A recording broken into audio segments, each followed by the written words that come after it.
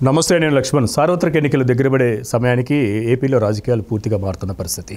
పల్నాడులో వైసీపీలో తీవ్ర అసంతృప్తి, వర్గపోరు తారాస్థాయికి చేరుతున్న క్రమంలో పల్నాడులో ఇద్దరు మంత్రులకు దాదాపు 4 ఎమ్మెల్యేలకి టికెట్ లేవని చెప్పి మొహాన చెప్పేసిన పరిస్థితి. అయితే పల్నాడులో మారుతున్న రాజకీయం, రాష్ట్ర వ్యాప్తంగా వైసీపీలో నెలకొన్న సందిగ్ధత పైన మనతో మాట్లాడటానికి political analyst, senior journalist Satyamurthy గారు మనతో అందుబాటులో ఉన్నారు. ఆయనతో మాట్లాడే ప్రయత్నం చేద్దాం. సార్ నమస్తే అండి. నమస్కారం అండి. కాపులందరూ వైసీపీ పార్టీ వైపు ఉన్న ఒక నేత, ఒక మంత్రి అంబటి రాంబాబు గారికి ఇప్పుడు టికెట్ లేని పరిస్థితి వైసీపీలో. మరోవైపు విడుదల రజనీ గారు కూడా ఆ నియోజకవర్గం నుంచి షిఫ్ట్ చేసిన పరిస్థితి. ఎందుకు హేమాహేమీలకే అక్కడ స్థాన చలనం తప్పట్లేదంటే ఏం చెప్తారు వైసీపీలో? ఇప్పుడు వైసీపీలో కాపు నాయకులు కాదు, రెడ్డి నాయకులైనా ఏ నాయకులైనా కానీ ఒకటే ట్రీట్మెంట్. వాళ్ళని ఇప్పుడు జగన్మోహన్ రెడ్డికి ఎవరు అడ్డం వచ్చినా కానీ పక్కకి తొలగించటం, ఆ పక్కకి తొలగించటం కూడా గౌరవప్రదంగా తొలగించటం కాదు, అవమానకర రీతిలో తొలగించటం అనేది జగన్ స్టైల్. ఆ స్టైల్ ఇంతకాలం నడిచింది, అదే స్టైల్లో పనిచేశాడు.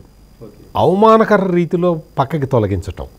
ఇప్పుడు అంబటి రాంబాబు అనే వ్యక్తి అసలు గ్రౌండ్ కోల్పోయిన వ్యక్తి. అతన్ని ఏంటంటే అతన్ని జగన్మోహన్ రెడ్డి తన అవసరానికి వాడుకున్నాడు.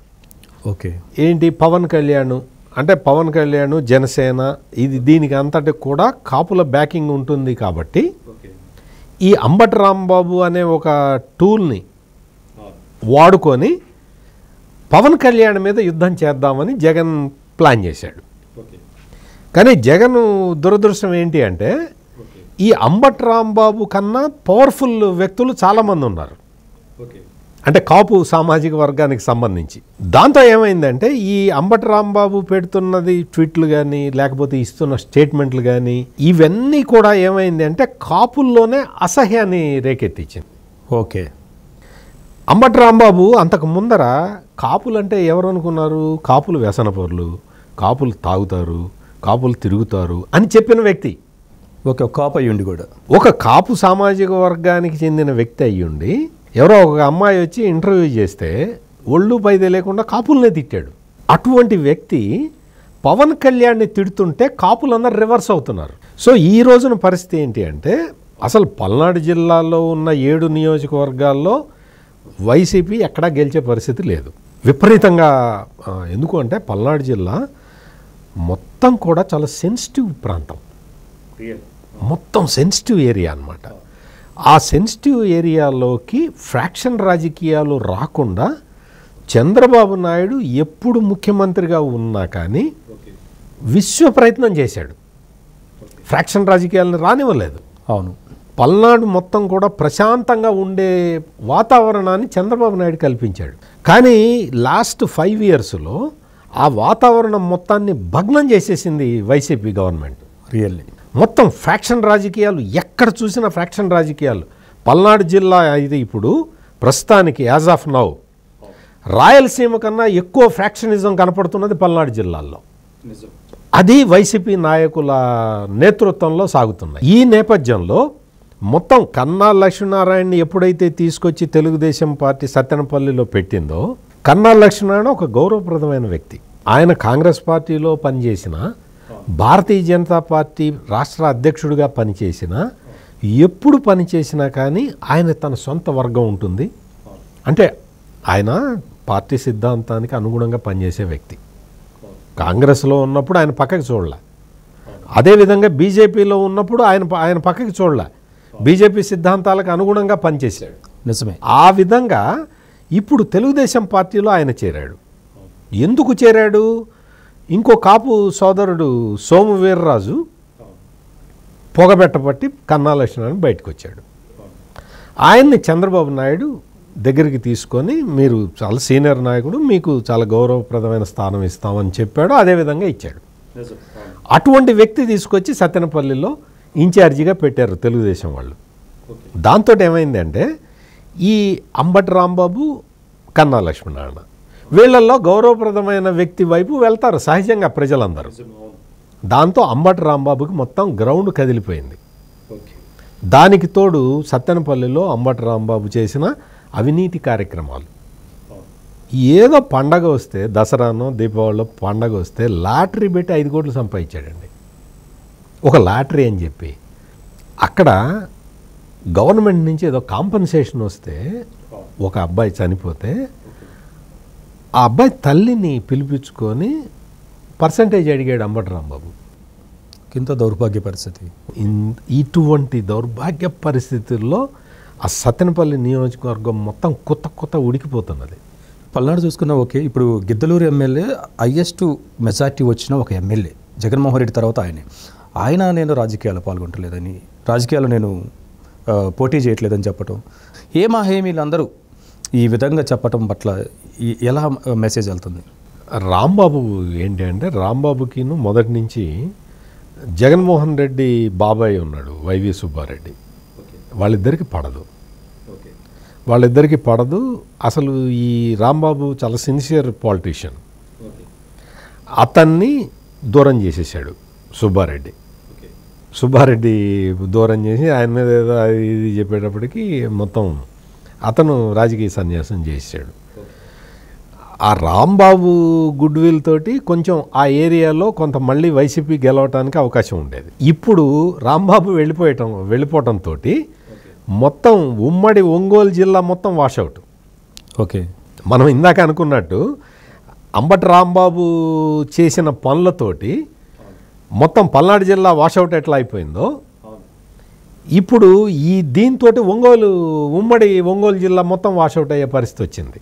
నిజమే. అంటే ఈ 2 జిల్లాల్లో కూడా మొత్తం గుంటూరు జిల్లా మొత్తం అంబటి రాంబాబు ప్రభావం ఉంది. ఎందుకంటే అంబటి రాంబాబు వ్యాపారాలన్నీ గుంటూరు టౌన్లో ఉన్నాయి. ఆ మొత్తం అంబటి రాంబాబు వ్యవహారాలు ఈ ఫ్రాక్షన్ రాజకీయాలు నగరికల్ మండలం ఉంటుంది సత్తెనపల్లి కాన్స్టిట్యున్సీలో, అందులో అయితే అసలు ఫ్యాక్షన్ రాజకీయాలు దారుణంగా ఉన్నాయి. అంటే ఇటువంటి పరిస్థితుల్లో మొత్తం పల్నాడు జిల్లా మొత్తం వాషౌట్, ఉమ్మడి గుంటూరు జిల్లాలో దీని ప్రభావం చాలా ఉంది. అదేవిధంగా రాంబాబు ఎపిసోడ్ తోటి మొత్తం ఉమ్మడి ప్రకాశం జిల్లా మొత్తం కూడా ప్రభావం పడుతున్నది. అవును, దశాబ్ద కాలంగా జగన్మోహన్ రెడ్డి గారిని నమ్ముకొని ఎన్నో డబ్బులు ఖర్చు పెట్టి ఎలక్షన్లో గెలిచారు, పార్టీ కార్యక్రమాలకు పెట్టారు. అలాంటి వ్యక్తుల్ని జగన్మోహన్ రెడ్డి కలవకుండా వాళ్ళని పక్కన పెట్టడం, వాళ్ళకి అపాయింట్మెంట్ ఇవ్వకుండా మాట్లాడటానికి ఛాన్స్ ఇవ్వకపోవటం, ధనుంజయ రెడ్డి గారు సజ్జల రామకృష్ణారెడ్డి గారితో మాట్లాడి అవమానించడం ఎలా చూడాలి? ఇది జగన్మోహన్ రెడ్డి నైజం వీళ్ళకి తెలియక బుట్టలో పడ్డారండి. మొత్తం బుట్టలో పడ్డారు. ఇన్ని రోజులు అధికారం ఉంది కాబట్టి జగన్మోహన్ రెడ్డి తూ అంటే తూ అన్నారు, తా అంటే తా అన్నారు. ఇప్పుడు ఏంటి అంటే ఇంకా వాళ్ళు బయటపడాల్సిన సమయం ఆసన్నమైంది. జగన్మోహన్ రెడ్డి నైజమే మనుషుల్ని వాడుకొని వదిలేయటం. మీకు బెస్ట్ ఎగ్జాంపుల్ చెప్పాలి అంటే బాలినేని శ్రీనివాసరెడ్డి జగన్మోహన్ రెడ్డి తోటి మొదటి నుంచి ఉన్న వ్యక్తి. చాలా అంకిత భావంతో పనిచేశాడు. పార్టీ కోసం పనిచేసిన వ్యక్తుల్లో బాలినేని శ్రీనివాసరెడ్డి ఒకరు. అటువంటి బాలినేని శ్రీనివాసరెడ్డిని మంత్రివర్గం నుంచి అమాంతం పీక్ అవతలు పడేశాడు. ముందర ఏం చెప్పాడు, 2.5 సంవత్సరాల తర్వాత మంత్రులందరినీ మారుస్తాను అని చెప్పాడు, కొత్త వాళ్ళకి అవకాశం ఇస్తాను అని చెప్పాడు. నిజం, అవును. కానీ కొంతమందిని కంటిన్యూ చేశాడు. బాలినేని శ్రీనివాసరెడ్డి ఏమడిగాడంటే, మరి వాళ్ళందరినీ కంటిన్యూ చేస్తున్నావు కదా, నన్ను కూడా కంటిన్యూ చెయ్యి, నేను వాళ్ళకన్నా తక్కువేం కాదు అని అడిగాడు. నా మాటకు అడ్డు చెప్తావా నువ్వు అని చెప్పి అతని మీద ఇంకా వేధింపులు స్టార్ట్ అయినాయి. ఇప్పుడు బాలినేని శ్రీనివాసరెడ్డి ఏం చేయాలి? జగన్మోహన్ రెడ్డి ఏమో సొంత బంధువు, వైవి సుబ్బారెడ్డి బాబాయ్ అవుతాడు, బాలినేని శ్రీనివాసరెడ్డి జగన్కి మామ అవుతాడు, అమ్మ తరఫు నుంచి అన్నమాట. మరి ఈ పరిస్థితుల్లో వాళ్ళు ఏం చేయాలి? వాళ్ళు ఎటు పోవాలి? ఇప్పుడు తాడేపల్లి ప్యాలెస్ వేదిక కూడా ఒకటి బాగా వినిపిస్తుంది. ఎమ్మెల్యేకి 40 కోట్లు, ఎంపీ అయితే 180 కోట్లు పార్టీ పట్టు కట్టాలి, అలాంటి వాళ్ళకి టికెట్లు ఇస్తామని చెప్పి ఒక ట్రోల్ నడుస్తుంది. ఈ ట్రోల్స్లో ఎంతవరకు నిజం ఉందంటారు? అంటే మన ఒంగోలు ఎంపీ మాగుంట శ్రీనివాసులు రెడ్డిని ఆయన అడిగారు. వాళ్ళు డబ్బులు అడిగిన మాట వాస్తవం. ఆయనే బయటకు వచ్చి చెప్పాడు, టికెట్ కావాలి అంటే 180 కోట్లు డిపాజిట్ చేయమని. 180 కోట్లు డిపాజిట్ చేస్తే ఏం చేస్తారు అంటే 180 ఈయన మళ్ళీ పార్టీ మారకుండా అనమాట. గెలిచిన తర్వాత ఈ 180 కోట్లు నియోజకవర్గంలో ఖర్చు పెట్టరు, ఇది డిపాజిట్. పార్టీ ఫండ్ కూడా కాదు, అదొక డిపాజిట్ అంతే. అంటే నీ తల తాకట్టు పెట్టడం లాంటిది. నియోజకవర్గంలో మళ్ళీ ఖర్చు పెట్టుకోవాలి. నియోజకవర్గంలో మళ్ళీ ఖర్చు పెట్టుకొని గెలిస్తే ఈ 180 కోట్ల డిపాజిట్ కోసం నువ్వు నీ తలని ఇక్కడ తాకట్టు పెట్టాలి. ఓకే. ఓడిపోతే దిగులే లేదు, ఈ 180 కోట్లు వీళ్ళ దగ్గర సేఫ్గా ఉంటాయి, నీకు ఇవ్వరు మళ్ళీ. ఈ పద్ధతి అక్కడ ఒంగోలులో మాగుంట శ్రీనివాసులు రెడ్డిని పిలిచి మాట్లాడిన తర్వాత బహిరంగం అయిపోయింది. ఇప్పుడు 180 కోట్లు మామూలు విషయం అది. ఆయన ఎంత లిక్కర్ వ్యాపారంలో ఉన్నా ఆయనకి రాష్ట్ర ప్రభుత్వం స్టాక్ తీసుకొని బిల్స్ ఇవ్వలేదు. ఆ బిల్స్కి కూడా దీనికి లింక్ పెట్టారు. నువ్వు నాతో ఉంటావా ఉండవా, అది తేలిన తర్వాత బిల్స్ సెటిల్ చేస్తారు. ఇంకొక దారుణమైన పరిస్థితి కూడా మనకు కనిపిస్తుంది. ఎమ్మెల్యేలు, సీట్ ఇవ్వని ఎమ్మెల్యేలు ఇన్ఛార్జ్గా నియోజకవర్గాలు ఎవరైనా ప్రకటిస్తే వారికి సపోర్ట్ చేయకుండా వీళ్ళు రెబల్స్గా మారుతారని చెప్పి వాళ్ళని మీకు టికెట్ ఇస్తామని మభ్యపెడుతూ చంద్రబాబు నాయుడిని, లోకేష్ని, ఇట్లా పవన్ కళ్యాణ్ గారిని తిట్టమని చెప్పి ప్రోత్సహిస్తున్నట్టుగా ఇంకోటి వినిపిస్తుంది. అంటే సీట్లు ఇవ్వకపోయినా కానీ వైసీపీలో పడి ఉండాలి, మీరు ఎక్కడికి పోకూడదు అన్న ఒక విధానాన్ని వాళ్ళకి ఎవరైతే టికెట్లు లేని ఎమ్మెల్యేలు అయితే ఎవరైతే ఉన్నారో సిట్టింగ్స్కి చెప్తున్నట్టుగా ఒక ట్రోల్ నడుస్తుంది. ఇది నిజమేనంటారా? ఇది కూడా నిజం, 100% కరెక్ట్. వాళ్ళని ఏంటి అంటే తెలుగుదేశం పార్టీని, చంద్రబాబు నాయుడిని, పవన్ కళ్యాణ్ని బాగా తిట్టిచ్చేసి ఇంకా వాళ్ళకి ఆ పార్టీలోకి ఎంట్రన్స్ లేకుండా చేద్దామని వీళ్ళ ప్లాను. వీళ్ళకి తెలియని విషయం ఏంటంటే తెలుగుదేశం, జనసేన ఫుల్ ఉన్నాయి ఇప్పుడు, వాళ్ళ నాయకులు వాళ్ళకు ఉన్నారు.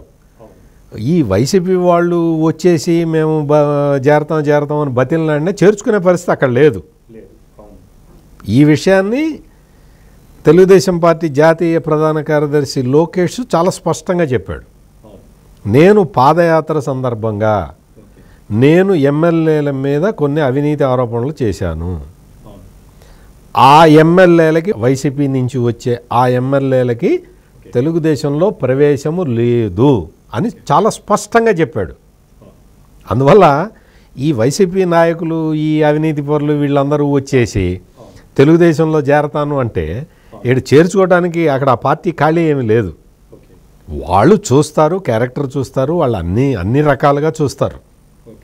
ఇప్పుడు మీకు ఉదాహరణ చెప్పాలి అంటే కోటంరెడ్డి శ్రీధర్ రెడ్డి లాంటి వాళ్ళు, ఆనం రామనారాయణ రెడ్డి లాంటి వాళ్ళు, ఉండవెల్లి శ్రీదేవి లాంటి వాళ్ళు, వీళ్ళందరూ రావటం వల్ల వాళ్ళకు కూడా గౌరవం పెరిగింది. అంటే ఆనం రామనారాయణ రెడ్డి అంటే అందరూ చేతులెత్తి దండం పెట్టే వ్యక్తి. ఆ మిగిలిన వీళ్ళందరూ కూడా తెలుగుదేశంలోకి వచ్చిన తర్వాత వాళ్ళకి ఇంకా ప్రజాభిమానం ఇంకా పెరిగింది. ఎందుకు అంటే తెలుగుదేశం పార్టీ ఒక డిసిప్లిన్డ్ పార్టీ, కార్యకర్తల బేస్ ఉన్న పార్టీ. అందువల్ల ఇక్కడికి వచ్చిన వాళ్ళందరూ కూడా ఆ డిసిప్లిన్లో ఉండాల్సిందే. ఆ డిసిప్లిన్లో ఉంటే వాళ్ళని ప్రజలు నెత్తిన పెట్టుకుంటారు. సో ఇది చాలా చోట్ల జరుగుతున్నది మనం చూస్తూ ఉన్నాం. అందువల్ల వైసీపీ వాళ్ళు వచ్చినా, వాళ్ళు బతిలాడినా టికెట్లు ఇచ్చే పరిస్థితి తెలుగుదేశం పార్టీలో అయితే లేదు. ఇది ఆంధ్రప్రదేశ్లో మారుతున్న రాజకీయం. మొత్తానిగా వైసీపీలో అసమ్మతి రాగం పెద్ద ఎత్తున వినిపిస్తుంటే, మరోవైపు తెలుగుదేశం పార్టీ, జనసేన ఎంతో వ్యూహాత్మకంగా అడుగులు వేస్తూ గెలుపు కోసం ముందుకు కొనసాగుతున్న క్రమం. మరొక అంశంతో మళ్ళీ కలుద్దాం.